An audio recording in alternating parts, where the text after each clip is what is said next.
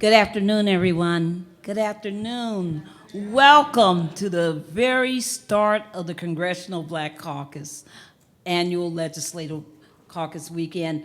Let me ask, of those in the audience, how many of you have ever been to a CBC ALC, as it's called? Two, all right. Well, welcome then, because this is going to be quite an experience. It is a wonderful opportunity to meet so many important people who are involved in this work of trying to change our country so that it's a much more just and robust nation. And you're going to have quite the experience. Over 10,000 people will flow through these doors over the next 4 days. So it's an exciting opportunity. I remember I first met Spike Lee and other people here, and there will be quite a diversity of people. It is my pleasure to start this panel this afternoon. I'm Barbara Arnwine. I am the president and founder of the Transformative Justice Coalition. And for 26 years, I served as the president and CEO of the Lawyers Committee for Civil Rights Under Law. And in that role, we did so much work in the voting rights area. And we'll talk about all of that as we get underway. So it is my pleasure to be asked to start us off this morning. We have a great panel, as you can see. Many of you are here because you are aware of our panelists. It is my distinct honor to have been asked by the offices of Representative Neguse and Representative Allred to be able to moderate this panel. And I was delighted when I understood who was going to be joining us and our other panelists. And so we are here to engage in a discussion that is at the forefront of American society right now. And that is the issue of civic engagement. And how do we motivate and involve all Americans in the process of our governance and making sure that we have a really engaged and active citizenry. That is a challenge. It's been a challenge from the beginning of this society, from the challenge at the beginning of this nation, and it's one that requires constant vigilance and constant activation.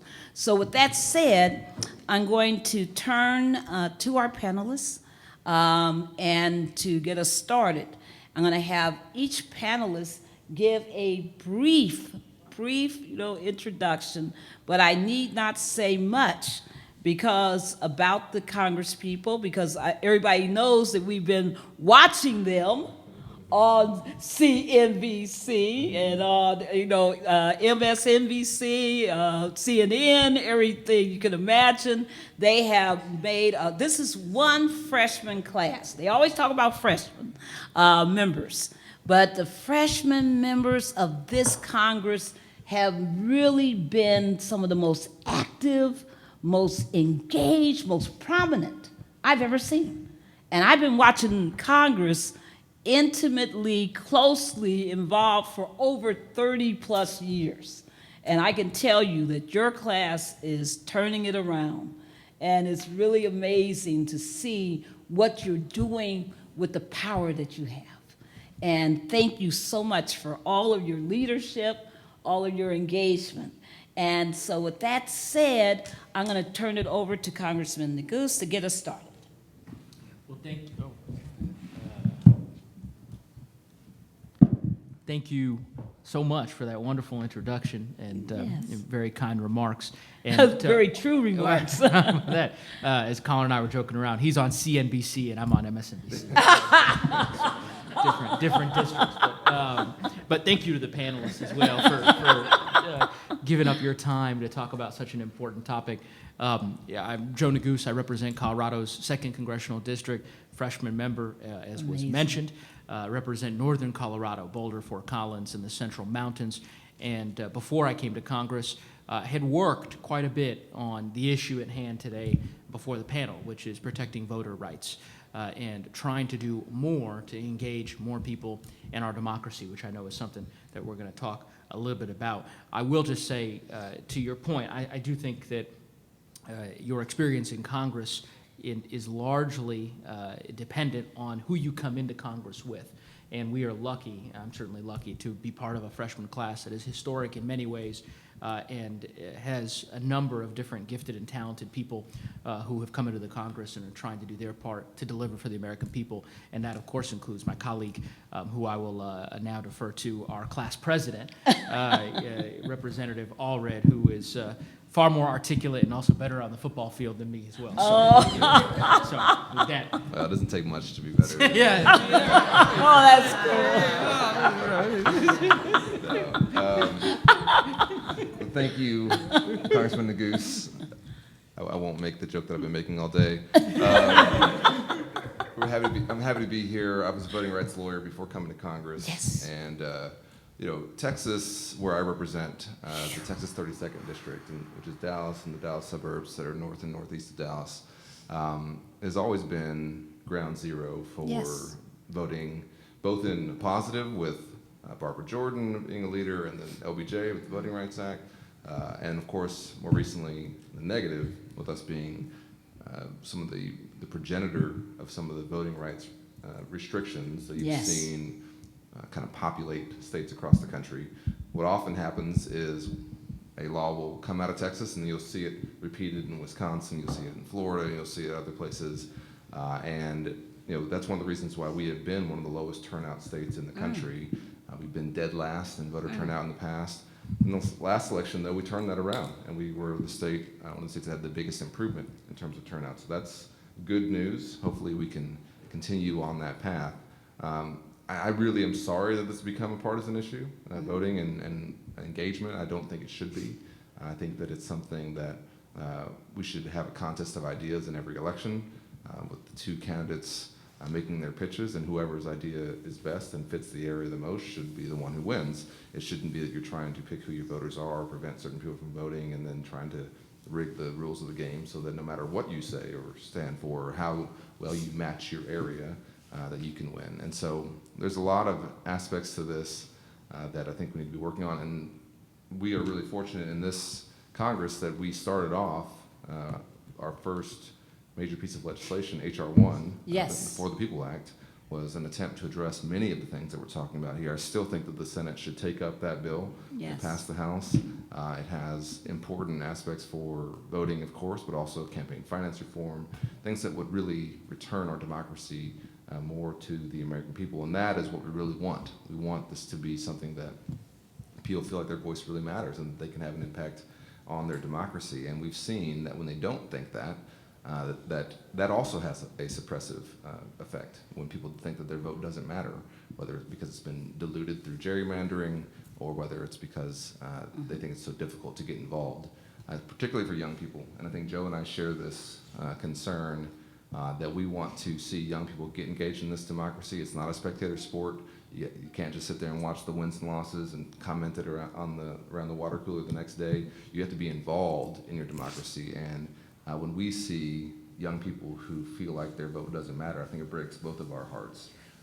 And we want to make sure that that's not the case. We want to young people to feel the importance of their engagement and to feel the importance of what they can do.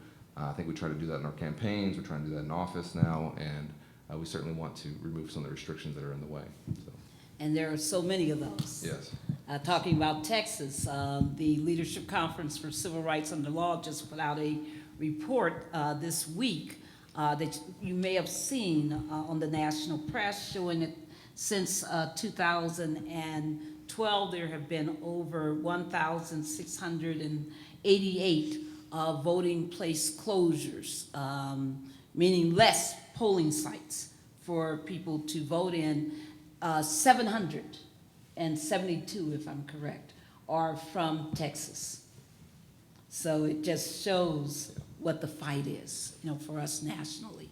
With that said, Allison, you have been in the trenches. And when Congressman Allred was talking about Texas and the improvement, I was just thinking that one of the big bumps there was in the youth vote, that you really led the nation. And Allison, I know that you want to introduce yourself, tell people about the amazing work you're doing in over 35 states, and so that people will get a sense of your amazing work. Thank you. I'm Ashley Allison. I'm the Executive Vice President at the Leadership Conference. We're a coalition of over 200 civil and human rights organizations. So our membership span from the Divine Nine to the ACLU and everything in between. I remember my first CBC. I was a college student. It was memorable. And I had a small break where I wasn't able to come because I was a teacher in New York at the time, but I love CVC, and if you come back, you start to see people that and you love, and it just becomes like a family reunion. So Yes. Thank you for having me on this panel today. So I was thinking about when I was hearing you talk about democracy and just thinking about, I've always been a voter. I vote in every primary. I remember one time when I lived in New York, I vote for a surrogate judge, and I was like one of 12 people in my entire precinct that voted. I mean, I just love it. It's like in my DNA. But most of the people that I'm around, most of the students that I taught in Bed-Stuy, Brooklyn, their parents weren't voting.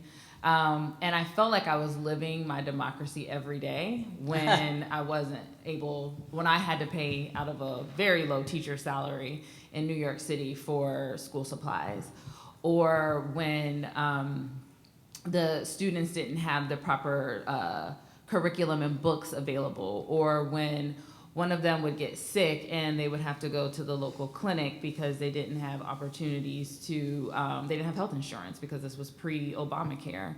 And so when I think about, and then I think about my democracy every day when I take the bus to work in the morning, and I live in an affluent neighborhood that wasn't always like that in Northwest DC, where what used to be Chocolate City, and the bus stops that are so frequently placed on 16th Street right now to get from Columbia Heights to the White House were not as accessible when Black people were living in that neighborhood.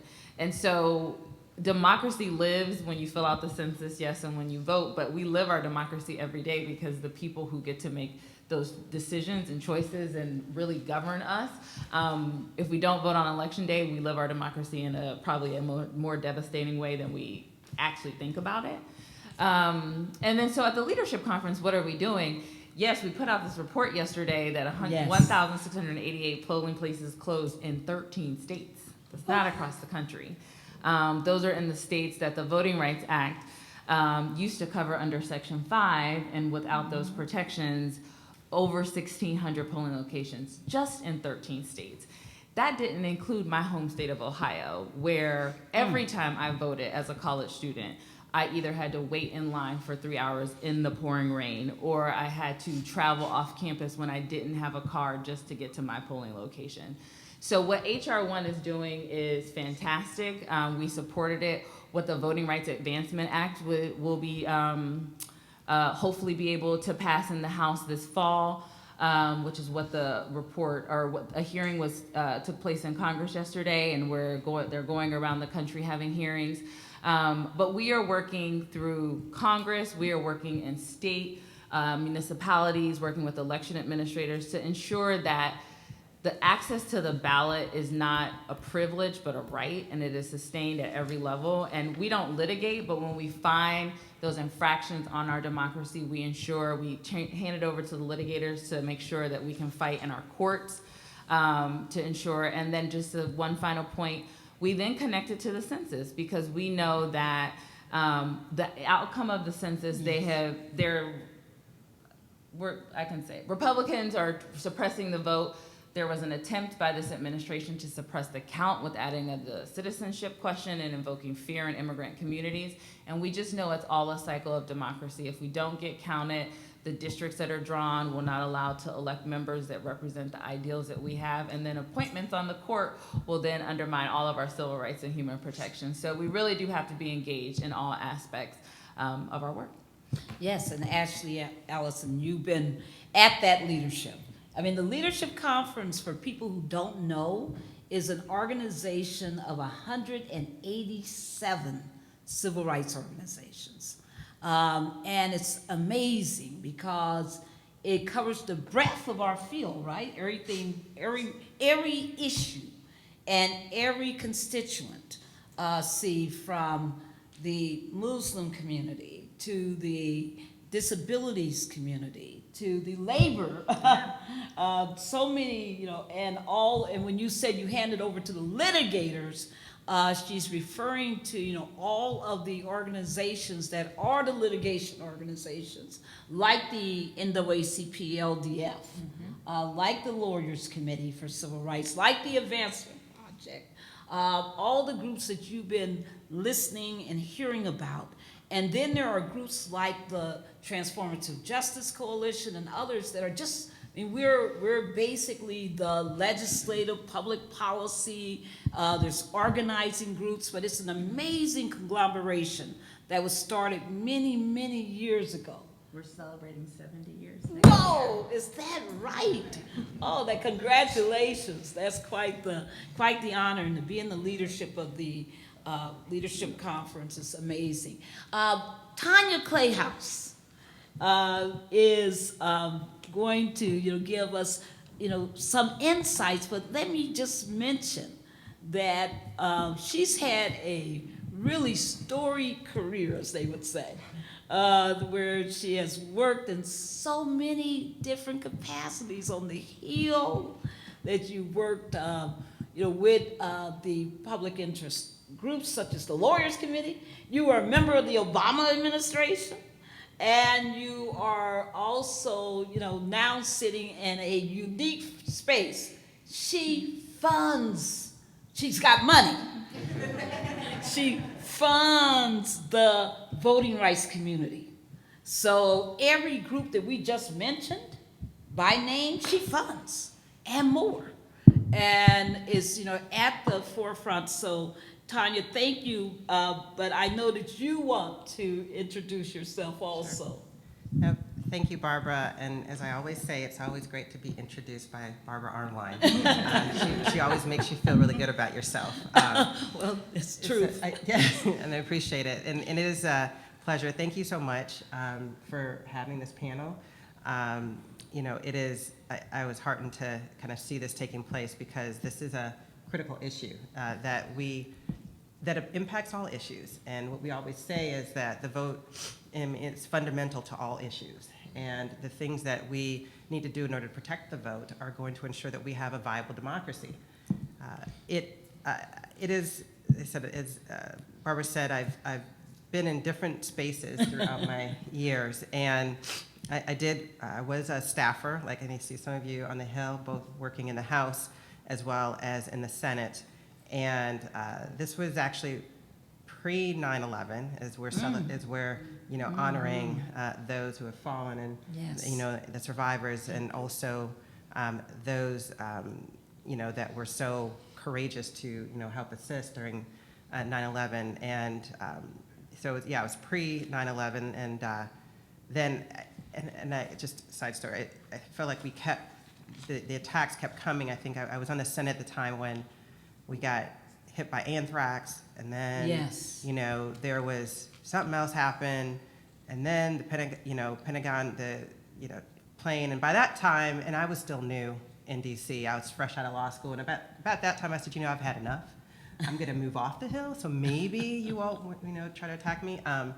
At which point I went to work in a number of civil rights organizations, including People for the American Lawyers Committee for Civil Rights and the Law, and then eventually went into the Obama administration as a Deputy Assistant Secretary for Education. And it was, it's been an opportunity that I've really appreciated, because I've been able to see different sides. And voting rights has always been core to a lot of the work that I've done, having to help establish the now great Election Protection Coalition. and that, takes, that is working in 50 states. The work that I'm doing right now at the State Infrastructure Fund is really trying to support all of these organizations that we've just been talking about that are doing this work, that have to do this work now even more vigorously because we don't have a functioning Section 5. And because the Congress has not abided by the command and by the direction of the Supreme Court to actually fix the formula. So it's, this is something that needs to be done. It didn't say that it was not constitutional, it just said that the formula needed to be fixed. Have not done that, and therefore now we're at a point where not only do we not have a functioning Section 5, we also have a hostile administration. And so that's much different. Right. And I know that we'll talk about some of the things that have changed throughout the years. We'll get to that, but I think that, the work that I'm doing right now on the other side, as I say, having worked and having been the one in receipt of funds, I think is extremely important, and I appreciate it because I also understand what that work is and what needs to be done and how to get to, how to best distribute those resources in a way that helps the groups that are doing this work, this critical work. So I look forward to having more conversation about this. Again, it's always a pleasure to be on the panel with those who truly understand and care about this work. And, and I'm looking forward to an engaging conversation. Well, thank you so much. And I just want to point out to everyone in the audience, you'll go to many panels, but you're not going to see a lot of funders who are going to identify themselves as funders, because they usually try to hide, because they don't want anybody asking for money. And it's like, right, exactly. It's like, I have no peace. But Tanya is unusual. She not only will come to these panels and will make very clear what she does, but she also loves talking to people about, where are the gaps in the funding and what needs to be done and who can do that work the best. So thank you, Tanya. I mean, that's very much appreciated. Let's get the questions rolling. Representative Neguse, in 2018, your congressional district had the distinction of recording the second highest voter turnout rate in the country. Whoa. What factors have been successful in Colorado to turn out the vote and ensure that voting is easy and accessible for all Coloradans? So a couple of things. One of the most fascinating parts of the last few years is that at the same time that the Supreme Court has gutted the Voting Rights Act, and you have a number of different states that are marching sort of in lockstep to undermine voters' rights to access to the ballot box, you also have a number of states those states have really acted in an expeditious fashion to try to increase access at the ballot box. And Colorado is a great example of that. As you mentioned, my district, it actually was tied for the highest voter participation rate in the United States with another district in Minnesota, Dean Phillips, a freshman colleague of Colin and I. And it's not rocket science. I mean, this is the most frustrating part is there are very practical, easy ways to make voting more accessible to folks who are legally eligible to vote. And so in Colorado, there are a simple set of reforms that we've adopted that have worked quite well. Automatic voter registration. Yes. Right? Same day voter registration. Yes. And all mail ballots. Those three items, which are all included in H.R. 1, obviously, and to Colin's point, one of the reasons why I believe H.R. 1 should get a vote in the Senate. Those measures have been incredibly effective at increasing voter participation in Colorado over a period of time, so that now the state has the second highest in the aggregate voter participation rate in the United States. So simple reforms, the fears around voter fraud and sort of fear-mongering on that front, those fears have not come to pass in terms of there being any kind of voter fraud in our state. And so I'm hopeful that more states will adopt those reforms. Obviously, there's a challenge there because there are some folks who hold different political view as to whether or not those reforms should be enacted in various states. And so, reapportionment maybe might have something to do with potentially, changing the dynamic in some of those states so that you have legislatures that are more receptive to adopting these common sense and arguably nonpartisan reforms. The last one I will just mention is pre-registration. which is for 16 and 17-year-olds. In Colorado, you're one of the first states. I co-founded a nonprofit that organized around registering young voters, registered about 150,000 young voters over the course of a decade in Colorado. And one of the bills we championed was to allow for 16 and 17-year-olds to be pre-registered to vote, so that when they turn 18, they're automatically on the voter rolls. And that measure has been wildly successful in Colorado. And as I say to some of my colleagues, depending on the month, you may have more 16 or 17-year-old Republicans registering than Democrats. Right. Most of the young people who are registering are unaffiliated. So fundamentally, it's not about political affiliation, but just about getting more people to register to vote. We actually got an amendment. I proposed an amendment on H.R. 1 on the floor. It passed with 9 Republicans voting for it. So another very common sense way of just doing more to make voting more accessible. So that's why. That's awesome. And automatic. All coming to a Texas congressional district near you. I did know that challenge was coming, right? Well, automatic voter registration, let's just go into that for a minute, because it doesn't exist in most states. It's in, about 15 states now, in some form or the other. And let's, explain to people why that makes such a big difference, how it works, because everybody right now is, seeing registration groups out there trying to register people. That's what they're hearing, but you don't hear a lot about how AVR, as we call it, automatic voter registration works. Yeah, so it depends on the state. Yes, the states precisely. have done it a number of different ways. Yes. Vermont, Oregon, were kind of the first states to Yes. move forward with it, and there are other states that are doing it in piecemeal fashion, right? So it's not just sort of complete. But at its most basic sort of form, essentially, when you turn 18 in a given state, you are automatically registered to vote, and you're added to the voter roll. That's it's simple. It's not an opt-in system, right? So unlike the system today, where Right. depending on the state, you've got to go through a lot of hoops to even just get registered to vote. So Yes. and that should be the way ultimately that the system should work. And that's the way it works for most Western democracies. Yeah. That's right. I mean, we're an outlier, really. I don't know if people know that, but in every other, if you go to Europe and look at European democracies, they all have AVR.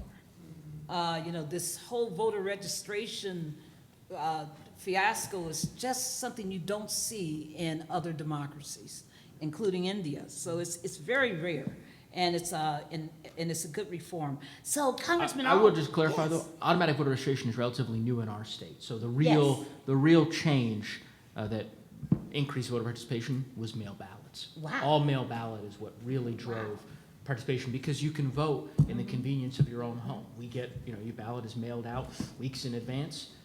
So And that was this standing notion line. of long lines in the voter center, I mean, that is, we might have some of that on election day itself, but it revolutionized the way in which voters participated in our state. Absolutely, in Oregon and Washington State, where they do have the mail-in ballots, also have seen those incredible rates. So, Congressman Allred, as we were just talking about young people, everyone talks about young people and the vote. And part of your victory, part of the Beto O'Rourke effect, I guess as people like to call it, has been this mobilization around young people. What do you see are the necessary elements and the necessary programs that we need to engage in to get young voters engaged as first-time voters? Well, you're right. We did have kind of a voter revolution for young people in Texas. Yes. And a lot of it was driven by the atmosphere in which people now were paying more attention to politics than maybe they have, and wanted to be involved. We had hundreds of what we called fellows on our campaign, people, young people either in high school or college who volunteered, usually 40 hours a week. Wow. On the campaign, Wow. which is a serious They commitment. volunteer? Yeah, hundreds of them too. And they did it because I think they recognized the danger to our democracy in this moment. So that was certainly part of it. But all of us who are in the voting rights space understand that registration is the hurdle. If you are able to get registered, and if you are registered, then you are much more likely to be forced to vote. And if restrictions on, when you go through where do you put the squeeze on voting, it's always at the registration point where you will have the biggest impact on turnout. And in Texas, it is extremely difficult to register to vote. If you want to register your neighbor to vote, you have to go get deputized by your county. You have to go down to the county elections department, get deputized, get a little certificate. You are then able to register people only in that county for the next 2 years, after which point you will have to re-up your registration. And also, if you register your neighbor and you keep their registration form for more than 5 days, you face criminal penalties. Whoa. So the entire effort here is to make it difficult to do a voter registration drive where you go out and you register a lot of people. Dallas, the city, has 3 different counties that are within the city limits. So it's, if you wanted to be able to just register all Dallas citizens, you have to go around and get registered as or become a deputy registrar in all of those different counties as well. Wow. So, and they have to know what county they live in too, and a lot of voters don't even know what county they live in. So it's extremely difficult. And when you put these barriers in front of young people, they oftentimes check out. And I've seen that. I went to public schools in Dallas, and I can tell you in my high school that I still go and volunteer. I was there last week actually. They feel like it's just too much trouble, and I always tell them, if you're not at the table, you're going to be on the menu, because like we're going to be talking about you. People in office will be making decisions about you, but there's a lot of things that they already are dealing with in their life that they're overcoming, having to deal with just to try to succeed in school and chase their dreams. So adding in difficulty of voting is a big hurdle, and so that's part of it. But I really think we also need to have more engagement around civics in general. And I know that kind of sounds boring, but when I talk to some of the kids in my kind of high school system there, I don't think they realize that the impact that your school board member will have on you, that your city council member will have on you. You're talking about the small election that you voted in. Those people are going to be making decisions that are going to affect you. And it's not just about the presidential race or having an exciting candidate on the ballot, or that there's a moment in which politics is very much in the news because of whatever's going on. That can't be what we rely on.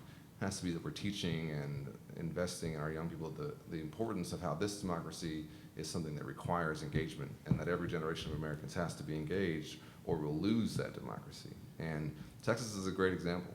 We are a very young, very diverse state with very low turnout, and our elected officials, generally speaking, are not reflective of what Texas is, and then they pursue policies that try to continue that dynamic. So I talked about young people in particular because if you vote young, you're likely to become a voter for life.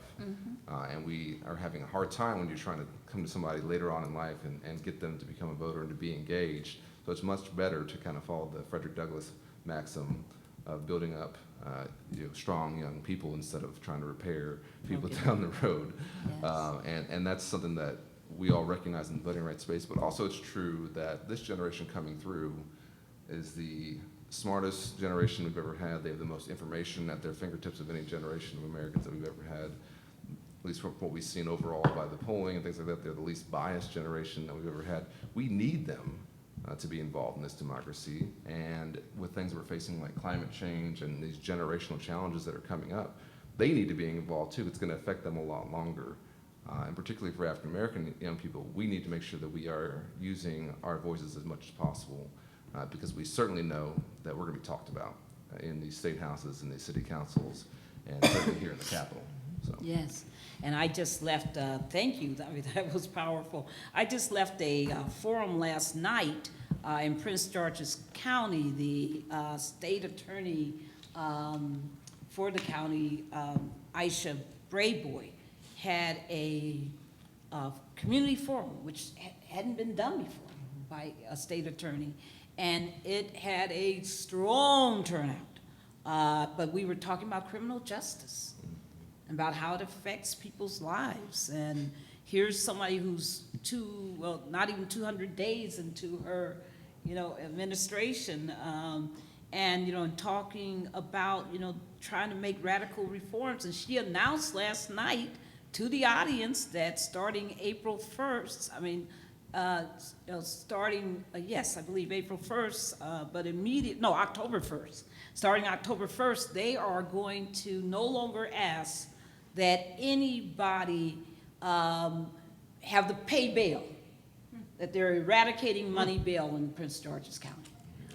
And that's the power of who you elect into office. Now, you said something about civics, but isn't that a problem that we don't teach civics in so many high schools? And is it really the fault of, I've run into college students who have argued me down about how they don't want to, vote in local elections because the Electoral College is going to overturn it.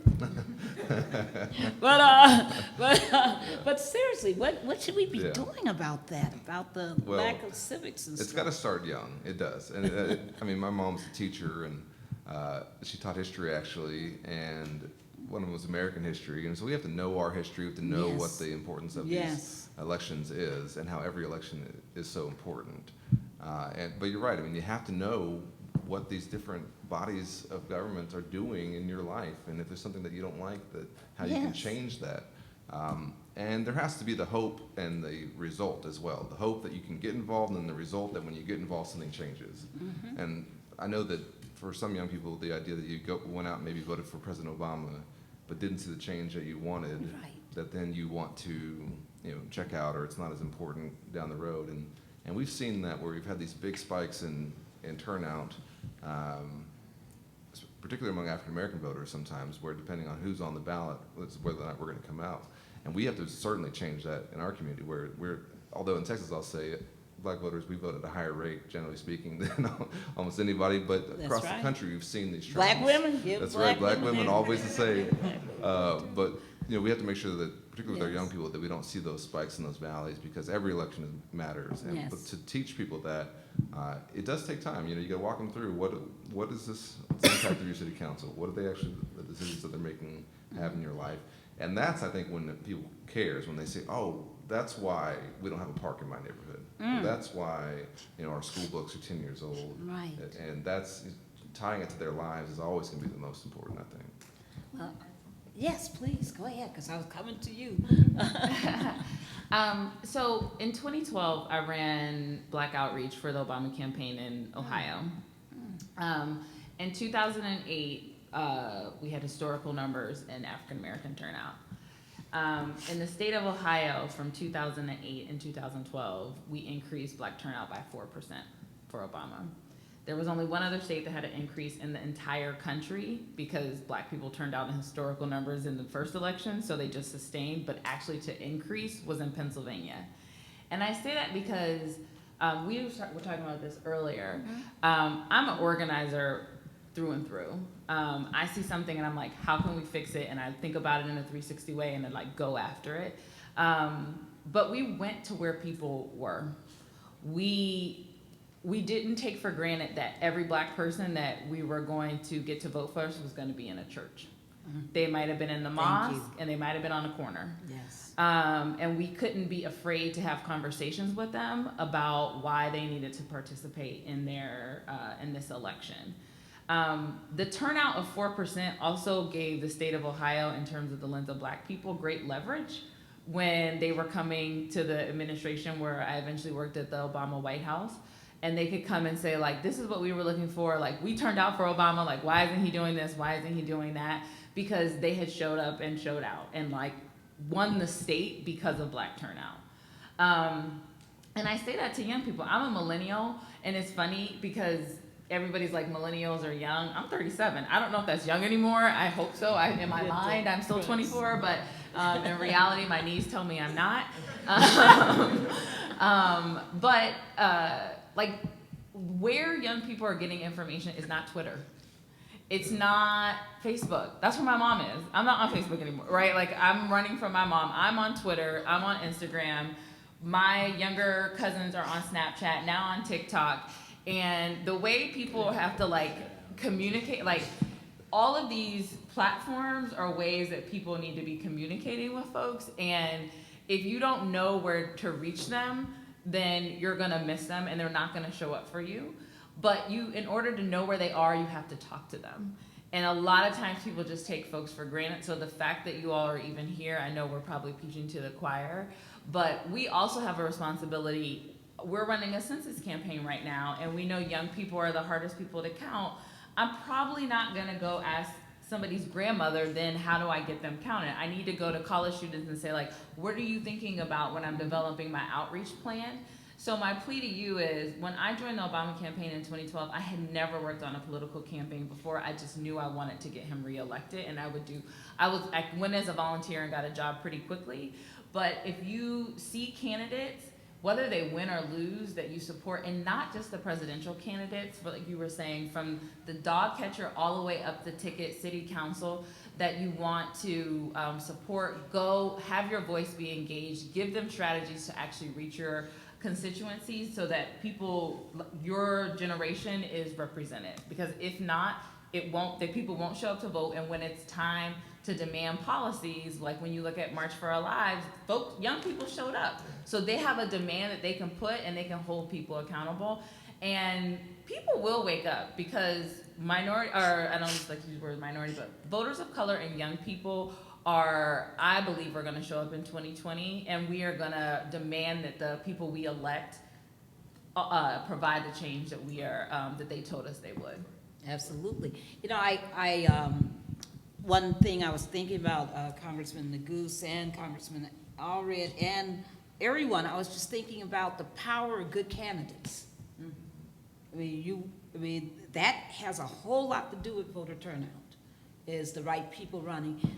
Tanya Clay House, I know that you also probably have something to say about this subject in particular, and just wanted to give you that opportunity. Sure.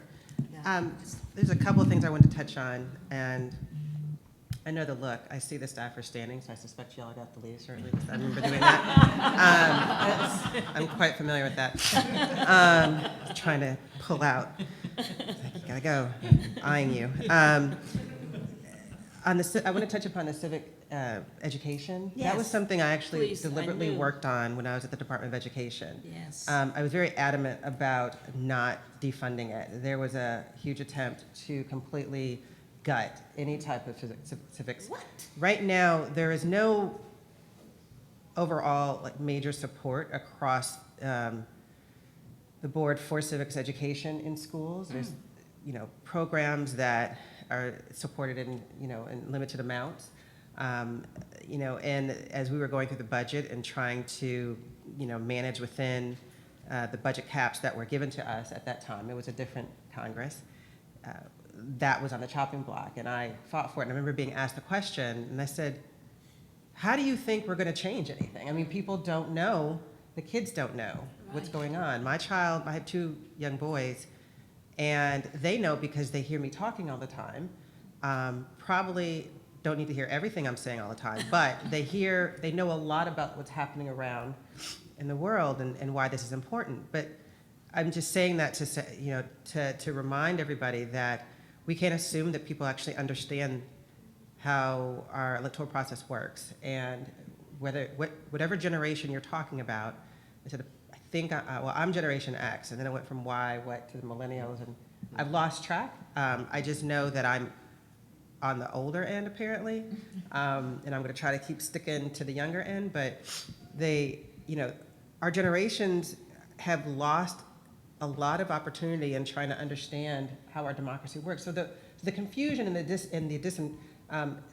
lack of enthusiasm that came, after President Obama was elected, then 2012, but then afterwards people felt, well, things didn't change like I wanted to. What did you do to try to fix it? You can't, when you put people in office, you got to hold them accountable. And I think that's something, again, that is not also understood and readily taught. So I'll move from that soapbox area. But I do want to say that there is a huge opportunity to do a lot to help educate across the board. What we've been talking about right now has been the need to be proactive and make sure that there are different necessary reforms in place, that people are not restricted to the ballot.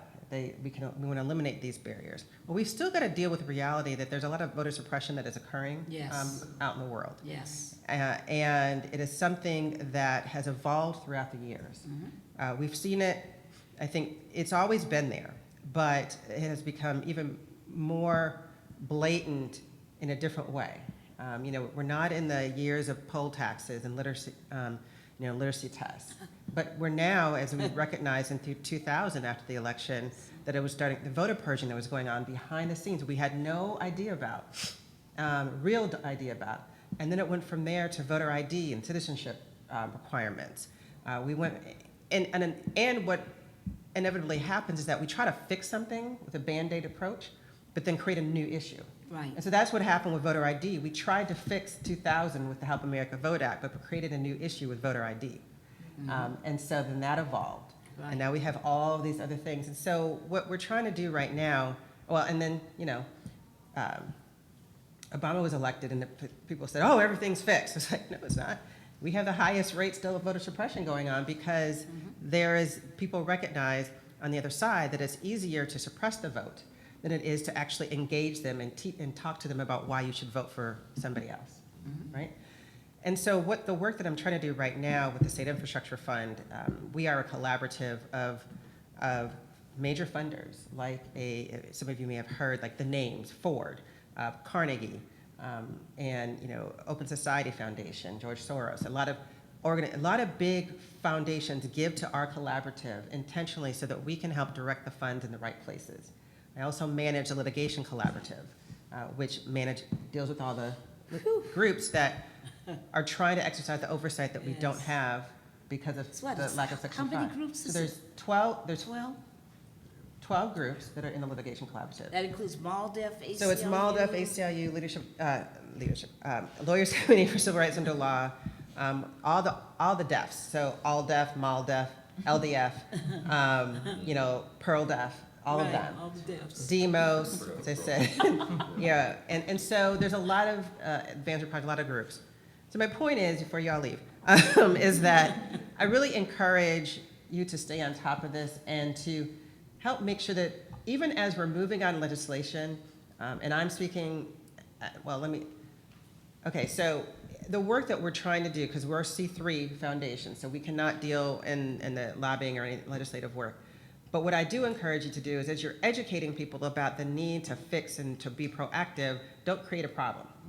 Right. And think about the long-term effects. As I said, we've done that. Like I said, we're still dealing with voter ID as a result of the Help America Vote Act. And I was in the middle of the Help America Vote Act. I was right there at the table. We opposed it. Yeah, and because so of this. There was a lot of things that we did, and I remember catching eyes, and I was like, well, right, we opposed it. Everybody thought we were skunks. Yeah, but there was a reason, because now here we are. So just be mindful, think long-term about really what is necessary and what's going to work and help people. And then lastly, I'll just say we do need a cultural change and a narrative change about voting. That it has to be, make it cool, make it sexy, make it understandable for people that it's not and don't go, but, we deal a lot of in messaging. It's young people, apparently people that are not my age group, that are not going to listen to, way back when we fought and died and marched for the vote. I know, but they don't care. They're looking at what's happening right now. What about me? And it's not that doesn't matter, because it does. And you still need to know your history, but you also need to understand what is going to impact the people right now and identify with them about what needs to be done. So I just wanted to put that plug in. And again, thank you for everything. That's really well stated. And, coalitions. I've got to get to committee, so I just I do want to say I know enough about civics education to know that our friend just passed the constitutional requirement of the age requirement to run for president. So candidates matter. We want to convince our friend from Texas to run. That might increase voter participation. Thank you. Sorry about that. Wow. Sorry about that. Yeah. I didn't We realize both have that committee. That's why it's hard. I didn't know. Were there any closing remarks that you wanted to make before you run dash to committee? No, just a thank you to our fellow panelists who are doing the Lord's work in terms of doing what you're doing. So we appreciate it, and you're right. We should take cues in terms of being very thoughtful about the steps we take in Congress and the potential collateral consequences that might flow from that. So we'll keep pushing. Yeah. Thank And I think y'all, if the CBC, if we had our way, I think we would fix a lot of these issues. But you know, weeks like this are very important, and events like this are very important. We have to, yes, we can't talk to our young people just about our history, but we have to also remember that history. You know, Yes. we are colleagues with John Lewis, Amen. and every time I see Mr. Lewis, Yes. that's the only thing I call him, Mr. Lewis. Yes. I just think about the sacrifices that he made just for us to be able to be in this building together. Isn't that something? And we have to remember that too. So. Okay. Yeah. Well, once again, thanks to the two of you for sponsoring this panel. We're indebted to you for your leadership and can't wait to watch you on TV and watch you on the floor. Thank you so much for everything. Thank you so much. Thank you tremendously. Tanya, why don't you move on over? Yeah, I figured you were gonna make it. Yeah, come on over. But coalitions, coalitions are so central to the work that we do. But most people don't understand coalitions. Because coalitions, they just think a bunch of groups get together and do stuff. But it's not that easy, is it, Ashley? No, it's not. Tell people about some of the fundamentals of, coalition building and especially how, in today's political environment, how do you really leverage, coalitions and, how to make them, successful and, and intersectional. Yeah. Yes. So I've worked at the Leadership Conference for 2 years and 3 months now. Feels like 20 years under this administration. That's a lot of time. And I have learned more about how to be a friend in these last 2 years than I probably have in my collective lifetime. Wow. And our former president and CEO, Wade Henderson, who is an icon and a legend and a mentor of mine, used to say that, like, you have to be a friend to have friends. And that is the nature of coalition. I actually think my generation, the next generation, might be best suited for coalition work because we really look at ourselves as intersectional people. I'm a Black woman. I'm a person with an invisible disability. I'm a Midwesterner. I'm now East Coast. Like, I have all these different parts of my identity that at various stages of my life have inflection points, and one does not outpower the other. And when and to that point, I'm not queer, but my sister is. And how do I actually show up for someone that I don't identify as in moments of struggle, but in moments of success? And sometimes we work. The challenge of working in coalition is that there's a belief of scarcity, a scarcity of funding, scarcity of opportunities for members that are elected to really pay attention to your issues. And so when you go into a Hill office, maybe you may represent multiple identities and really support LGBTQ rights and transportation rights and voting rights. But on that day, you're advocating for healthcare. And so all of those other things, we don't connect the dots as well. And we only have incremental advancement. So in terms of how to best manage coalition, I think that we, because of the Trump administration and because he makes attacks sometimes multiple times in one day on various communities. It's not daily. It's like literally, in the hour, it's like an attack on immigrants, then an attack on Black men, then an attack on women, then an attack on LGBTQ folks. And that's like 4 tweets, And so because of that, because the attacks are coming hard and fast, and they are having no regard for the rule of law, people, even when they don't identify in our coalition, are standing up in ways, people who aren't even members of our coalition are coming and saying, I want to stand together in solidarity because we are stronger in coalition than we are apart. I hope that remains a consistent theme, if we to win the White House and the Senate and keep the House in 2020. Because sometimes what happens is we get a little power and then we're like, we're good. I can turn up. I don't have to like really hold it down for you. But it is, I mean, it is, you can learn so much from people. You can advance your, when we talk about immigration and criminal justice reform, I mean, they are so connected. How can you, we've talked about them in such separate ways. If like black people and brown people actually started organizing together, we'd be unstoppable. But for so long, we've been like, this is just an immigration issue. Well, where do you think people who are detained are housed? In our criminal justice system, you know? And there are black immigrants. And there are right? black immigrants, right? Yeah, it's like, It's just so crazy. it's a pleasure to work for the Leadership Conference because we are a coalition, because we get to work on so many issues. It has been, and sometimes feels like an insurmountable challenge in this administration because there are so many attacks on civil and human rights. But I think this moment will not last forever, and we will be stronger for it. Thank you. Thank you. And thank you for the work you do to make that possible every day.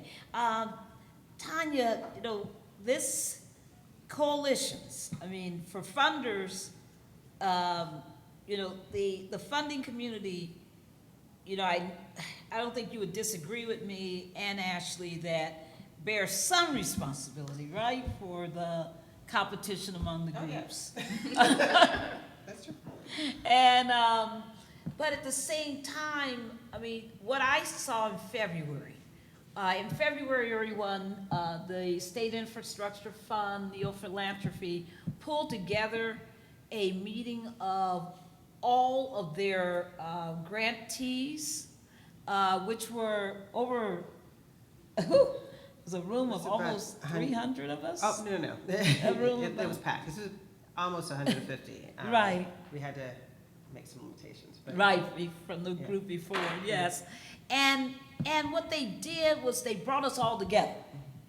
National, regional, state, local, you know, groups that, you know, do legislation, groups that do organizing, groups that do litigation, and forced us into, you know, just a common, you know, conversation, and shared some tactics, strategies, etc. But also let us party and have some fun time together, and to get to know each other and to celebrate in Savannah.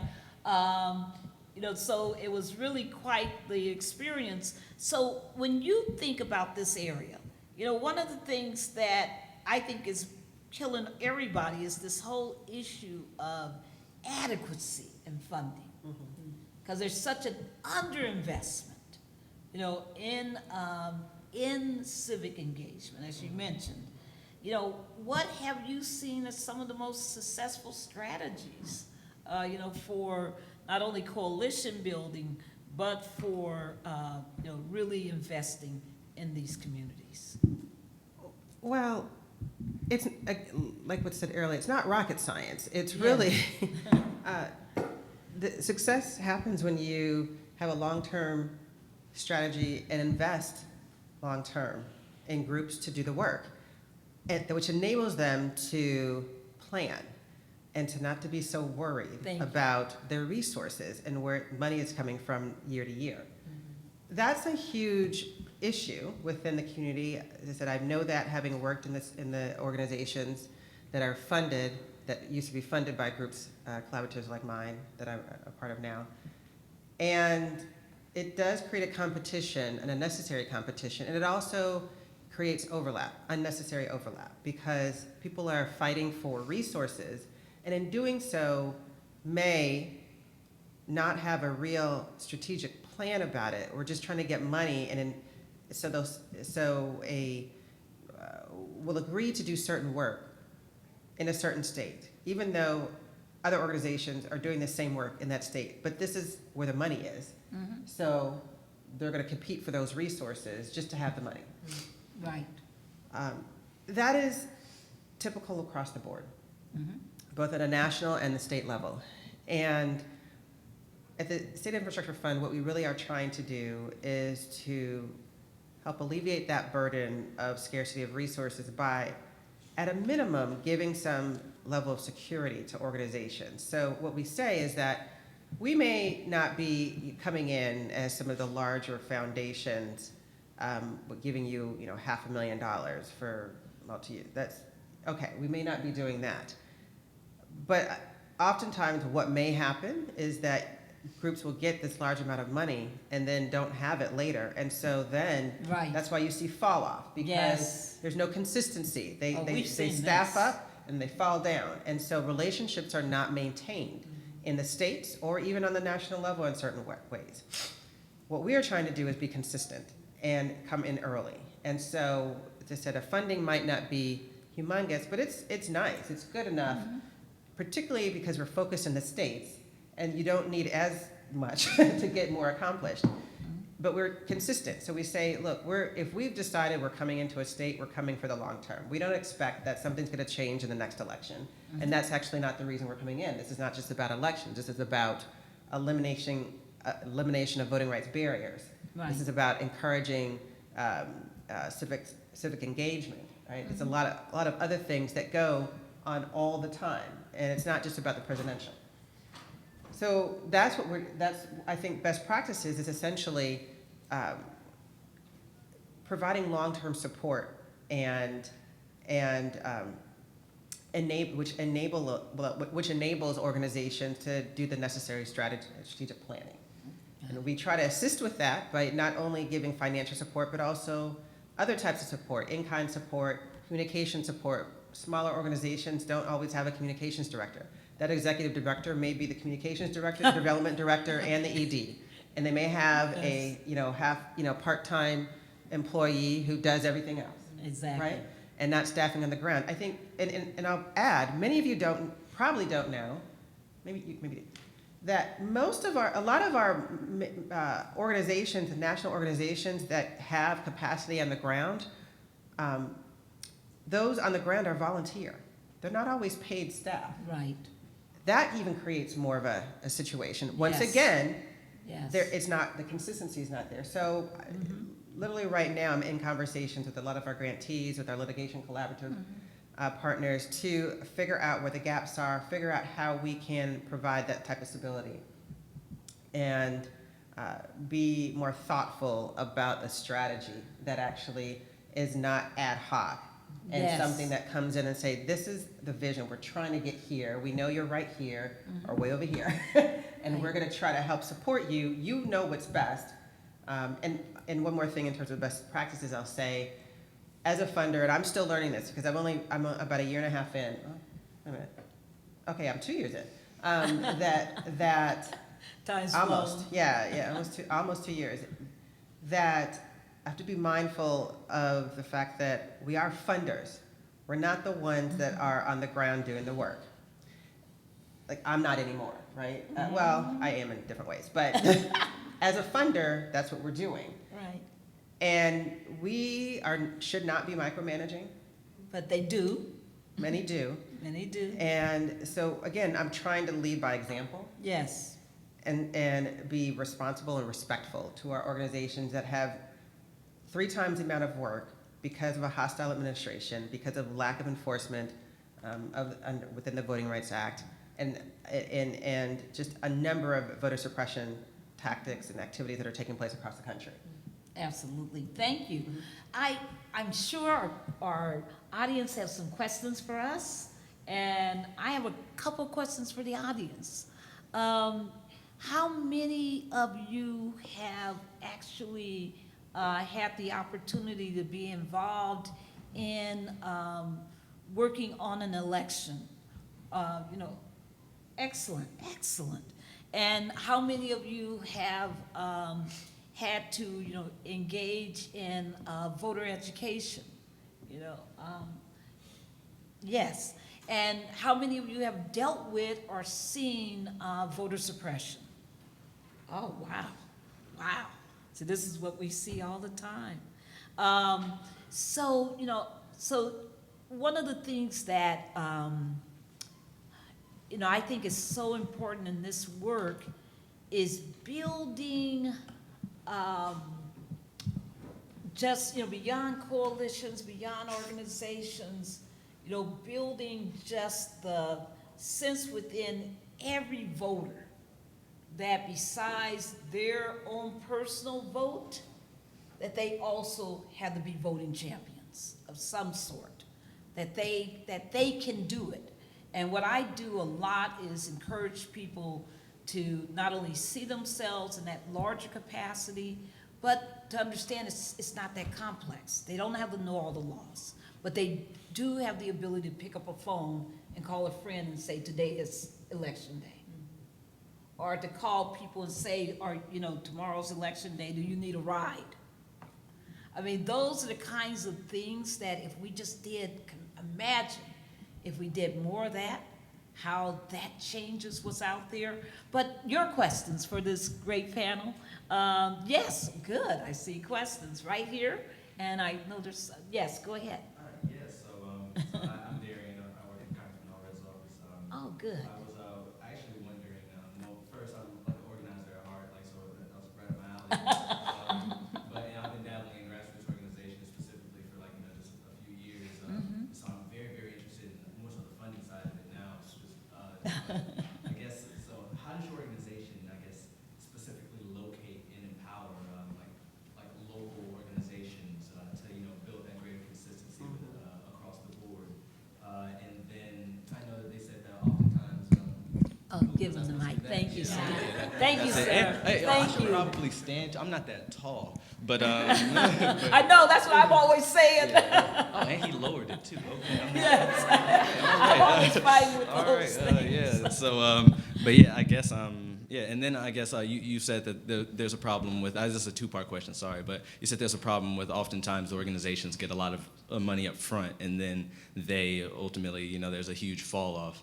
So I guess that first, how do you locate and empower these local organizations, and then two, I guess how is there like a breakdown of like disbursements to these? It's just hard to quantify good work, and so I just want to Right. to I guess get some insight into that. Sure. Good So question. there are different ways in which funders do that. Some do it, some do it, some don't. Some do it more than, and so we have different ways. What we do, I have a colleague there's two senior program officers for our collaborative.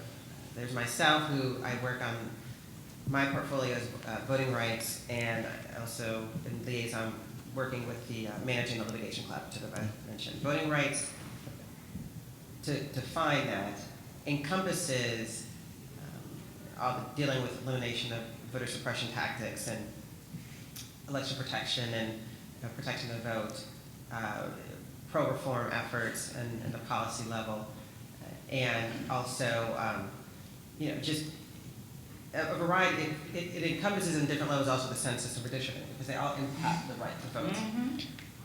My colleague deals primarily with state strategy and kind of the GOTV and registration, get out the vote, and civic engagement work. The way that we identify is twofold. Having been in this field, and working in it, doing this for a long time, I'm pretty familiar with a lot of organizations. Maybe not as much in the state. I've worked with a lot of state organizations throughout my years. So I go by experience and also by just having conversations. My colleague, she was the head of a table, which we have our coordinating tables that exist in 23 states, but run by State Voices. There's also other coordinating tables. Now, And tell us what a table is. and what the tables are, they're civic engagement tables in which a lot of different groups will come to around the table, per se, in order to share and communicate, organize, and create coordinated plans and strategy on the work that they're doing in the state. So what works for us and what we're actually engaged in is we go out to the states. So we don't just sit in our perch. We actually go out and ask the groups on the ground who's doing the work. So we may go to the tables, and we will also, not everybody is always at the table because of capacity reasons, and not because they don't want to. Yeah, there's just limited capacity. A lot of organizations, as I said, are volunteer, just don't have the time or the ability to come to the meetings regularly and be a participant, but they're doing quality work. So we ask who do you see doing this? And we asked it of a lot of different people on the ground that we may already know. And so that helps us to create, it's just different tentacles going out so that we can start identifying and we can keep track of that. And then we have direct conversations. And so that's a lot of how we work and try to identify good groups. And I literally was just meeting, which I was running a little late, with another organization that I've known about for years, but I also didn't know currently what they were doing. So I'm just trying to figure out, what are you doing? And how can we engage in some more collaborative efforts? What I didn't mention earlier is that not only the groups that are doing this work could come from different varieties, all right? We even fund groups that are actually primarily in the reproductive justice field, but do really quality voter engagement and civic engagement work. Oh, wow. Because they're the group that is on the ground that is effective. So as you actually knows, a lot of groups on the ground may not be doing voting rights work year round because that's not what is getting the attention of the voters on the ground. It may be about education. Maybe an education coalition where you're going to find the groups that are really effective. It may be reproductive justice. It may be the courts. But that you go to where these coalitions are and then pull out and identify who can be doing the work. And sometimes you make groups. You say, you want this to change? You want to do, so you've got to be engaged in making sure that we're doing work on voting rights. Your second question, so that's how we have to identify. We go out, talk to people. Oh yeah, most. Have the direct conversations. And it's just, and not everybody does that, but we're still, traveling. I'll probably be out in Alabama next. I've got a list of places I'm going to be. And so we'll be out there. Your second question was disbursements and how to to prevent fall off, I guess. Yeah. So we try to come in. It's going to take some time. I've been very vocal about funders needing to come in early and not wait until the last minute of a cycle. You can't come in, and not that again. In the C3 capacity, everything's out around an election, but don't come in September and October and expect some result in November. Yes. There are organizations that are just not going to take the money. They've gotten hit to this because they've gotten burned. Because we can't do anything then. We haven't even developed relationships. So best practices and how you distribute is first come in early. So even if you're doing, work goes on all year round. It's not just around a month around the election. So it'll start, if an election is November 7th, go November 8th is when you're turning around and doing some more work. And so you start early.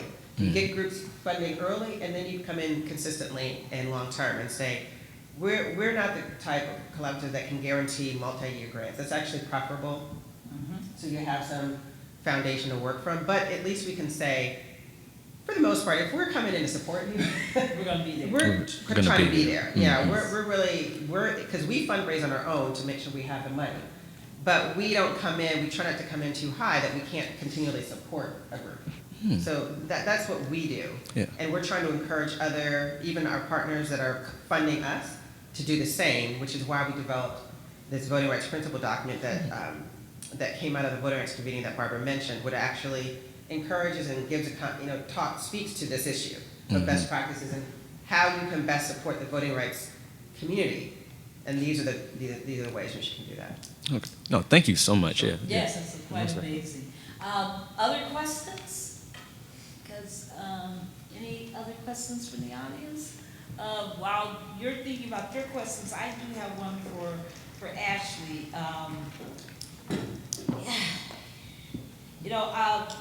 There's yesterday. How many people watched the special election in North Carolina yesterday? And of course, that was a close one, right? 2 percentage point loss. And of course, a lot of us who, I've done organizing in that area. So, others of us, we've been watching and trying to, in fact, Ashley and I were trying to put together our, information that we've been getting from the ground about what happened. And, and also trying to get a grip on, a grasp of the various voter suppression tactics that were used, because there were some. And some, every time I turn around, there's something new that they're doing, in voter suppression. But I was, really curious, as we've been watching it, what had occurred to me actually as we were talking about, it's not just the foundations, right? It's the candidates, it's the parties, that seem to be not getting it when it comes to issues of, investment, because that's what we're hearing, is that the fact that the Lumbee Indian Nation, out located in Robeson County, voted 32% turnout in 2018. This time, less than 20%, about 20%, a 12% drop. And special elections are hard, but but understanding, people are saying that's because nobody did any organizing. There was just no investment with anyone to do organizing. And we know that the black community in those counties have screamed and keep screaming about the lack of investment by anyone. So, this is a huge issue. What's some of your thoughts about what in the world we could do to counteract this assumption that blacks have nowhere else to go? So they just gonna come and somehow magically know when the elections are, magically know who the candidates are, magically show up. The same for Native Americans. What's this about? What can we do? Yeah, earlier in the panel, I was propping up my voter turnout in the 12 election. But the reality also is that, after election day, we packed up and we left. Mm-hmm. And I moved to DC. So I do think that campaigns play an important role in the distinction, and they are not meant, the way they're structured, they're not meant to the sustainability. Exactly. But they do deplete the resources of the localities they are in. And so one of the things that I try to do that campaigns don't do, so I was over Black Outreach, like I said. We weren't doing any local black radio and newspaper ad buys. So I was like, oh, we're going to do it. And right. We didn't even have a list. So we called every black radio station, every black newspaper, and we were like, how much is it to run these ads? I don't know how many voters turned out, to your point about it's hard to measure the work. But I would say that 4% of those people saw some of them saw those ads, some of them saw those. Not everyone was listening to Tom Joyner in the morning show, or Really Smiling, like those nationally syndicated radio shows, right? Or the Breakfast Club. I wouldn't think that was out there, but maybe it was. But it wasn't as popular nationally then. But it's I'm not going to talk about the party. I'm just going to leave that alone for now. Yes. But I do think one of the things that, civil rights is not a political issue, but one of the reasons why I wanted to go work at a civil rights issue camp or organization is because there are campaign strategies that we can start to or continue to implement or ramp up. So, for example, the use of data. There are various different ways that we can, and when I say data, it's how many people, there's this thing called low propensity voters, right? And for a very long time, people just weren't contacting low propensity voters because the amount of money you would have to spend to get them to turn out, they didn't think it was worth their return on investment to pay for it. They would rather pay for people who are primary voters or who vote in every general election. There is a new effort now to focus on low propensity voters. People who aren't even in this thing called the voter file because they never vote. Mm-hmm. How do you get people who don't ever vote to vote if you're only talking to people who only vote? Right. That doesn't make sense. So you have to say, great, we're gonna keep doing that. Let's not stop. We are smart people. We can do this and start to talk to these low propensity voters, because those voters are the voters that will shift the dynamic of this country, flip the politics of this country. But it costs money, Yes. And so after the 2016 election, everybody was like, we're gonna invest in the states. Great, But when I was in the White House, we needed an investment in the states then because we still didn't have power in Congress, right? Like, Right. we needed to, when we were trying to, when Ferguson Yes. was happening, Yes. when all the police shootings were happening, we were like, those communities were starved for money, right? Yes. And we needed that investment then. Yes. So I don't really care what happens in 20, I mean, I do care what happens in 2020, I say that. I care, it's like, in the funding world, like, regardless of what happens in 2020, I hope people still continue in the states, because to your point, you don't wanna just drop in and drop out, after we get power, because then the infrastructure that you need to sustain the power diminishes, and then you lose.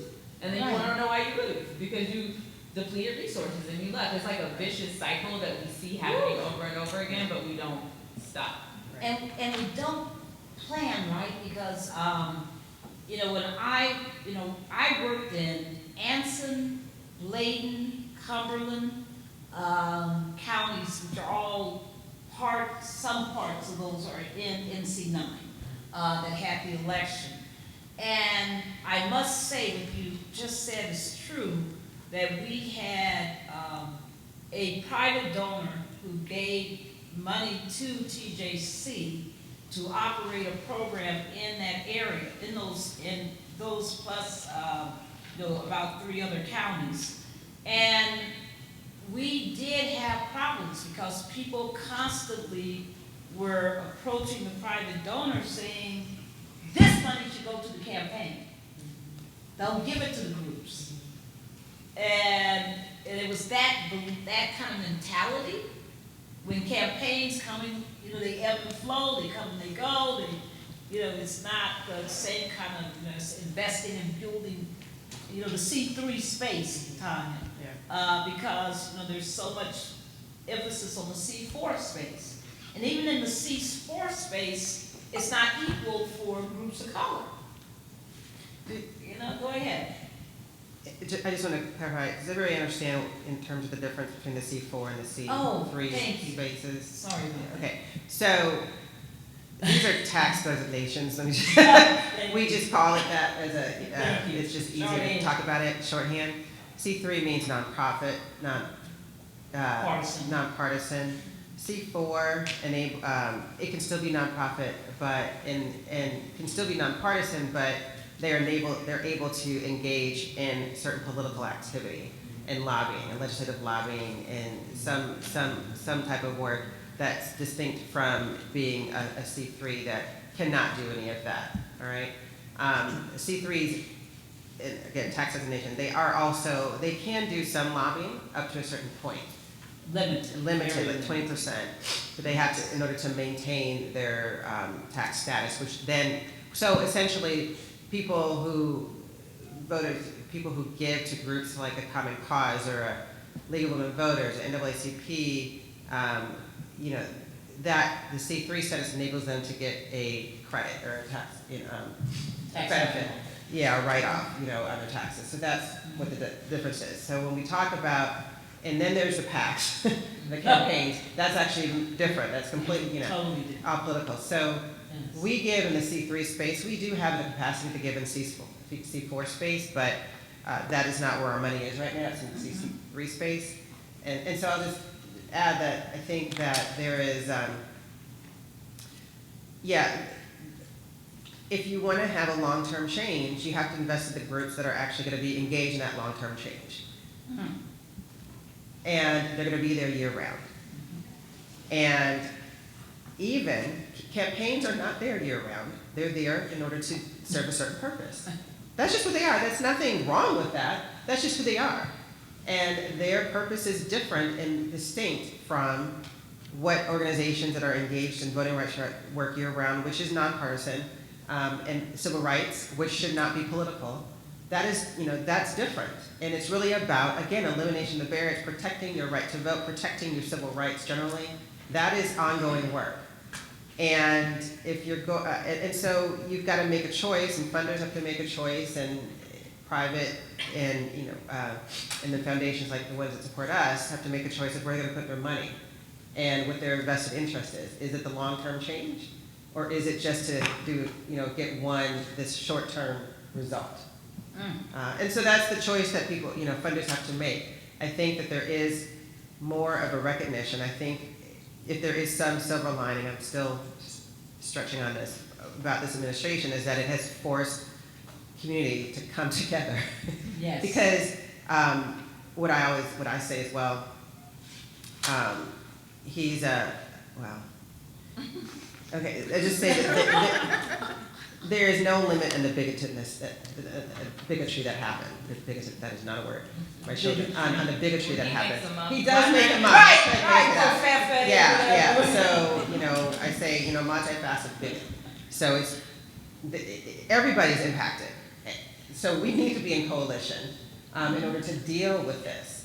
And it has to be long-term change. And it has to be under, the community development. And that's what the State Infrastructure Fund is really trying to do, is to encourage that, support that work with the smaller groups and the larger groups too, because it takes everybody to do this. Well, I want to thank you and thank Ashley and thank the congressman for letting us have this panel. I didn't know if there were any other questions that had come up.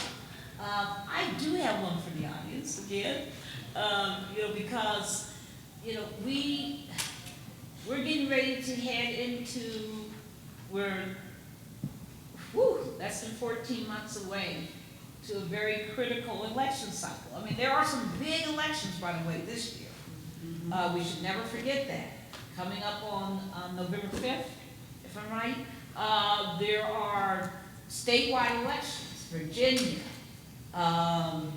New Jersey, Mississippi, Louisiana, Kentucky. There's huge elections, and there are about 100 mayoral elections that are coming up. And people, we want to make sure that we're doing the organizing that we need to do. If I can just ask the audience quickly, can you just tell us what states are you from? I mean, it would be really helpful just to get a sense of. Texas, I heard. Okay. Colorado? Ohio. Wow. Which one? New York. Oh, New York. Ooh. California, my home state. Yes. Where? Alabama. All right now. You're from Alabama. We're going to be doing a millennial votes. We're going to do a Gen Z and millennial votes matter training in your state. We're working on it right now. It's going to either be in very late October. We're looking at that very end of October and early November in Montgomery. So that's coming up for 2 days, extensive training of young leaders in this fight. What other states? I didn't hear states over here. Kansas. Kansas. Uh-oh. Missouri. Colorado. Colorado. Any other states? Georgia. Uh-oh. That's another one of our focus states. This is, I want to thank you all for, having come, stay involved. Stay involved. Follow us. Follow the Leadership Conference. If you don't have the Leadership Conference in your phone as one of your resources, it should be. Because I go to civilrights.org all the time. I was in there last night. Civilrights.org. Coloredchange.org. I mean, all of the big ones. TJ Coalition, that's my organization, .org. We created, Tanya and I helped to create election protection back in 2000. After that debacle, we created it. It was created literally. The hotline that's used right now, the Our Vote hotline, was created in my office with Anita Earls, who's now in the Supreme Court of North Carolina. This kind of work is ongoing. I created the map of shame in 2011 when people were telling me, please stop talking about voter suppression. We don't want to hear it. It's a fantasy of your mind. This is the kind of work that that we do, and we want you to stay connected to us. So tjcoalition.org, and I'm sure that the congressman's offices have some closing words also about staying in contact with them and their ongoing work. any comments from any of the Congress people's offices? No. No, So you said they're already on your mailing list, right? Thank you. I think it's thank you. We've had such distinguished and panelists who've done historic, ground-changing work, and just want to say that it was a session that we learned a lot. So appreciate your insight and really appreciate all the work that you guys have been doing for so many years, and hopefully we can all take something back to our home states and take what we've learned and put it into action. So looking forward to following all of you guys on social media and staying connected. Thank you so much, and thank you for putting this together. Wow, that was a bold, good move. I'm so impressed. Thank you, everybody. Thank you so much to our panelists. Thank you. Thank you.